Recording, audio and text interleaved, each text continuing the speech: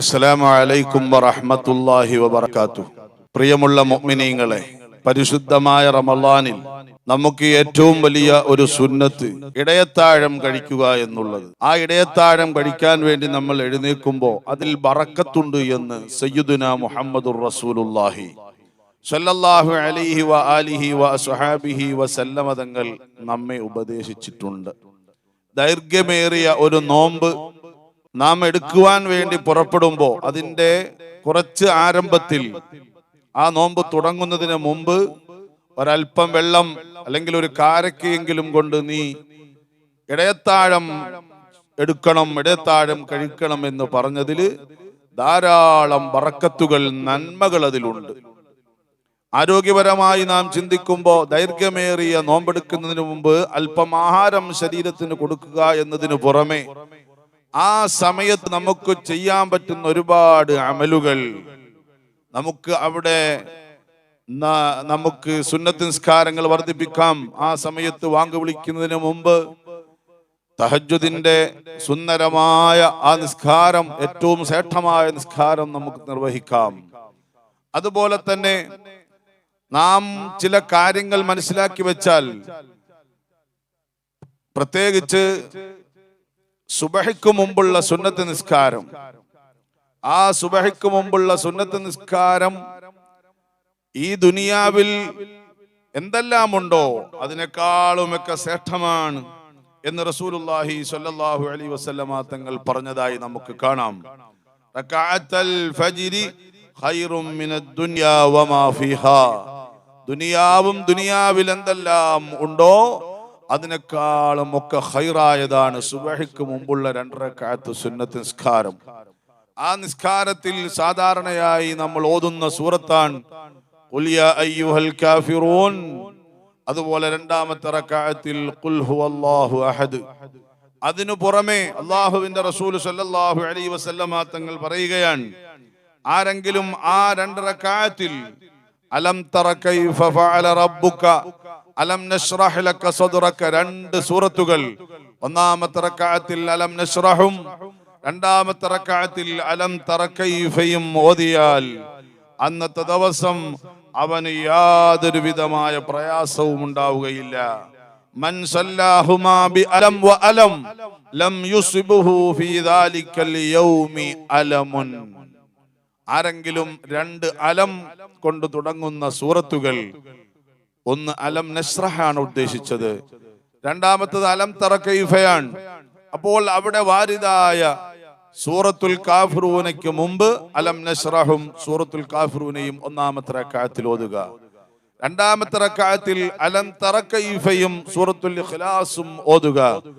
അങ്ങനെ വാരിദായ എല്ലാ സുന്നത്തുകളും കരസ്ഥമാക്കി സ്ഥിരമായി ഒരാൾ അത് നിർവഹിച്ച് നിസ്കരിച്ചാൽ അന്നത്തെ ദിവസം അവന് യാതൊരു വിധമായ പ്രയാസവും നേരിടേണ്ടി വരികയില്ല എന്ന് സയ്യിദുനാ റസൂലുള്ളാഹി സ്വല്ലല്ലാഹു അലൈഹി വ ആലിഹി വ സ്വഹാബിഹി വസല്ലം. അതിനു പുറമെ ബഹുമാനപ്പെട്ട ഗസാലി തങ്ങൾ ഫി കിതാബി വസായിലിൽ ഹാജാത്ത് എന്ന ഗ്രന്ഥത്തിൽ പറയുകയാണ്, നമുക്ക് എത്തിയിട്ടുണ്ട്, ധാരാളം സ്വാലിഹീങ്ങളിൽ നിന്ന് നമുക്കൊരു കാര്യം എത്തിയിട്ടുണ്ട്.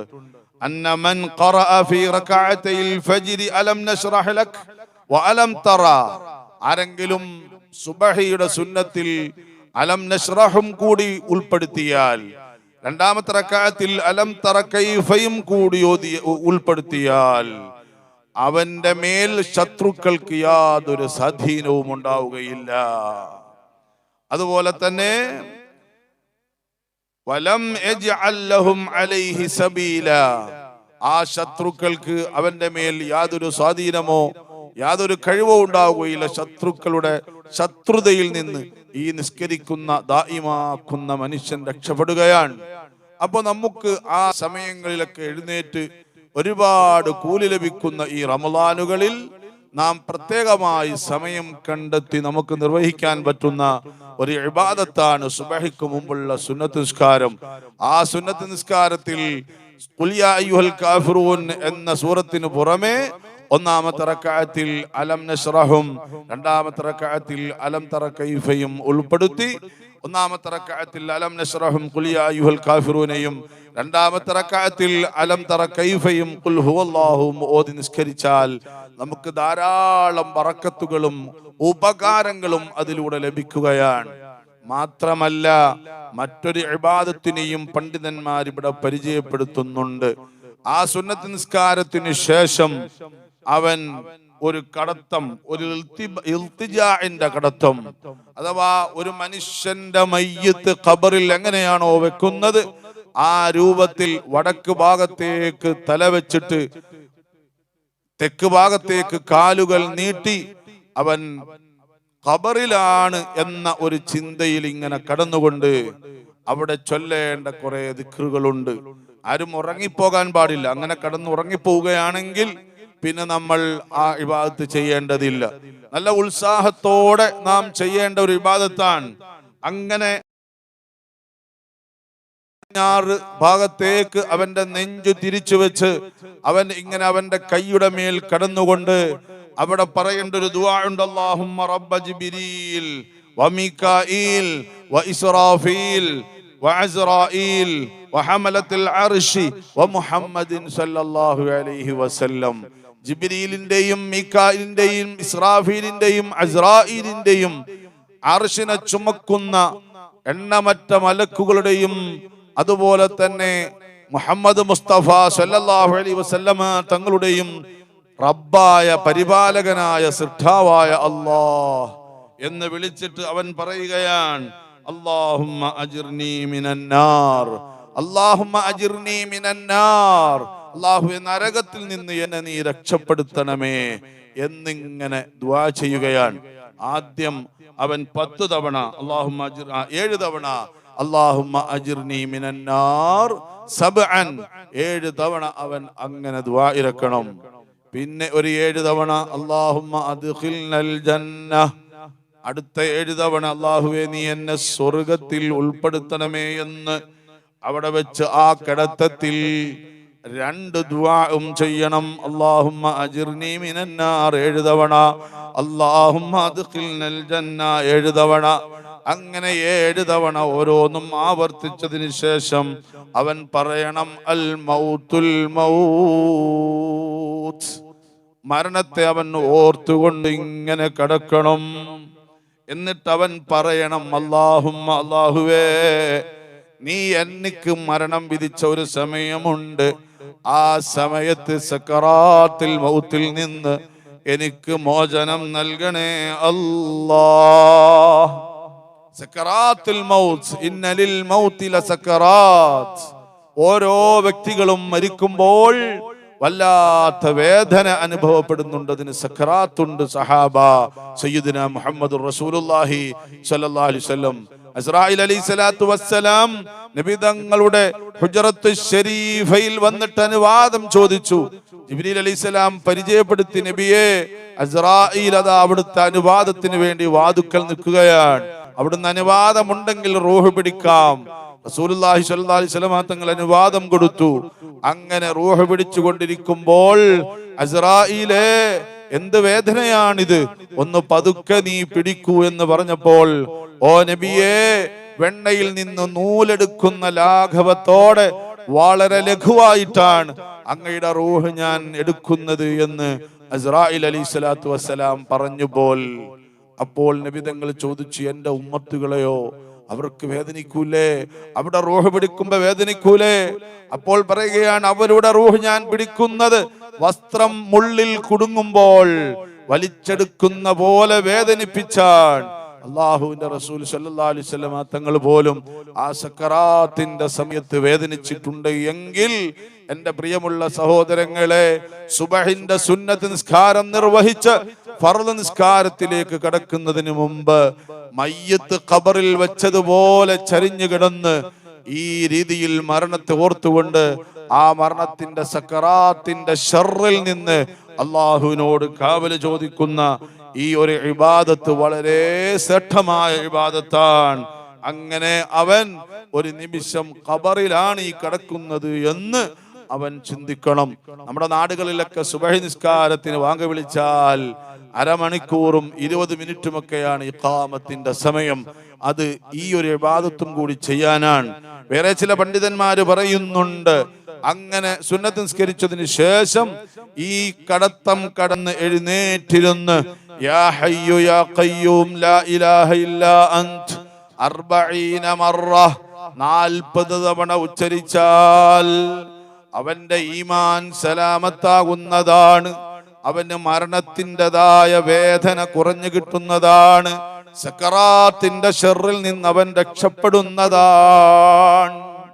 അതുപോലെ തന്നെ മഹാന്മാര് പഠിപ്പിക്കുകയാണ്, യാ ഹയ്യു യാ ഖയ്യൂം യാ ബദിഅസ് സമാവാതി വൽ അർദ് യാ ദൽ ജലാലി വൽ ഇക്റാം അല്ലാഹു ലാ ഇലാഹ ഇല്ലാ അൻത അസ്അലുക അൻ തുഹിയ ഖൽബി ബിനൂരി മഅരിഫതിക യാ അല്ലാഹു യാ അല്ലാഹു യാ അല്ലാഹ് യാ അർഹമർ റഹീമീൻ. ഇത് 41 തവണ ചൊല്ലൽ സുന്നത്താണ്. മാത്രവുമല്ല, നബി സല്ലല്ലാഹു അലൈഹി വസല്ലമ തങ്ങൾ പ്രത്യേകം സ്വഹാബികളെ പ്രേരിപ്പിച്ചിട്ടുണ്ട്. അവർ ഓരോരുത്തരുടെയും മഈശത്തിൽ ബറക്കത്ത് കിട്ടാൻ, ഭക്ഷണത്തിൽ ബറക്കത്ത് കിട്ടാൻ ആ സമയത്ത് അവൻ ചൊല്ലൽ അവന് സുന്നത്തായ കാര്യം. മഹാന്മാര് പറയുന്നു, അത് ഞങ്ങൾ പരീക്ഷിച്ച് അതിന്റെ റിസൾട്ട് കിട്ടിയ ഒരു ഇബാദത്താണ്. എന്താണ് ആ ഇബാദത്ത്? സുബ്ഹാനല്ലാഹ് ലാ ഇലാഹ ഇല്ലല്ലാഹുൽ മലിക്കുൽ ഹഖുൽ മുബീൻ. എല്ലാ ദിവസവും ആ സുബഹി നിസ്കാരത്തിന്റെ മുമ്പ്, സുന്നത്ത് നിസ്കാരത്തിന് ശേഷം അങ്ങനെ ചരിഞ്ഞു കിടന്നിട്ട് എഴുന്നേറ്റിരുന്ന് 100 തവണ ലാ ഇലാഹ ഇല്ലല്ലാഹുൽ മലിക്കുൽ ഹഖുൽ മുബീൻ എന്ന് ചൊല്ലിയാൽ അവന്റെ റിസ്ക് വിശാലമാകുന്നതാണ്.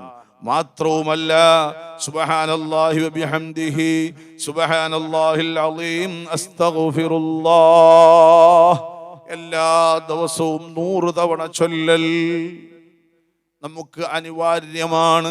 അതൊക്കെ നമ്മുടെ ജീവിതത്തിൽ നല്ല റിസൾട്ട് ഉണ്ടാക്കുന്ന ദിക്റുകളാണ്. വലദിക്റുല്ലാഹി അക്ബർ, അല്ലാഹുവിന്റെ സ്മരണയാണ് ഏറ്റവും വലുത്. അടിമ അള്ളാഹുവിനെ ഓർക്കുന്നതാണ് ഏറ്റവും വലുത് എന്നൊരർത്ഥമുണ്ട്. ഇനി അടിമയെ അള്ളാഹു ഓർക്കുന്നതാണ് ഏറ്റവും വലുത്, ഏറ്റവും വലിയ അനുഗ്രഹം. അയ്യൂബ് നബി അലൈഹി സ്വലാത്തു വസ്സലാമയെ പുകഴ്ത്തിക്കൊണ്ട് അള്ളാഹു സംസാരിച്ചിട്ടുണ്ട്. എന്തൊരു ശ്രേഷ്ഠമായ അവസ്ഥയാണ്. അള്ളാഹു നമ്മളെ സ്മരിക്കുകയും നമുക്ക് നല്ല ഖൈറാത്തുകൾ പ്രദാനം ചെയ്യുകയും ചെയ്യുമാറാകട്ടെ. അപ്പൊ ഇതൊക്കെ നമ്മുടെ ജീവിതത്തിൽ നാം ചെയ്യേണ്ടതാണ്. ആ സമയത്ത് അവന് സമയം ഇടുങ്ങിപ്പോയാൽ അവൻ സുബഹ് നിസ്കരിച്ചതിന് ശേഷം ചൊല്ലിയാലുൽ മതി. ഖബ്ല തുലൂഇ ശംസ്, സൂര്യൻ ഉദിക്കുന്നതിന് മുമ്പ്. അതിനും അവന് സമയം കിട്ടിയില്ല എങ്കിൽ ഉച്ചയ്ക്ക് മുമ്പ് അവൻ ചൊല്ലിയാൽ മതി. അങ്ങനെ എങ്ങനെ പറഞ്ഞാലും ചുരുക്കത്തിൽ നമ്മുടെ ജീവിതത്തിൽ നമുക്ക് ഒരിക്കലും ഒഴിച്ചുകൂടാൻ പറ്റാത്ത അദ്കാറുകളാണ്. സുബഹിന്റെ സമയത്ത് നമ്മൾ ധാരാളമായി ഇപ്പോഴൊക്കെ എല്ലാവരും ഇടയത്താഴത്തിനും മറ്റുമൊക്കെ എഴുന്നേൽക്കുന്നത് കൊണ്ട് ഇതിനൊക്കെ ഒരുപാട് സമയമുണ്ട്. ചുരുങ്ങിയ ദിവസങ്ങളാണ് ഇനി റമളാൻ നമ്മൾ വിട പറയാനുള്ളത്. ആ ദിവസങ്ങളിൽ നാം ഇത് പ്രാക്ടീസ് ചെയ്താൽ മറ്റുള്ള ദിവസങ്ങളിലും നമുക്കിത് എളുപ്പമായി മാറുന്നതാണ്. അല്ലാഹു സുബ്ഹാനഹു വ തആല സുഹൃതങ്ങൾ ചെയ്ത് ജന്നത്തിനോട് അടുക്കുവാൻ, സ്വർഗത്തിലേക്ക് അടുക്കുവാൻ, അല്ലാഹുവിന്റെ തൃപ്തി കരസ്ഥമാക്കുവാൻ നമുക്ക് തൗഫീഖ് നൽകുമാറാകട്ടെ.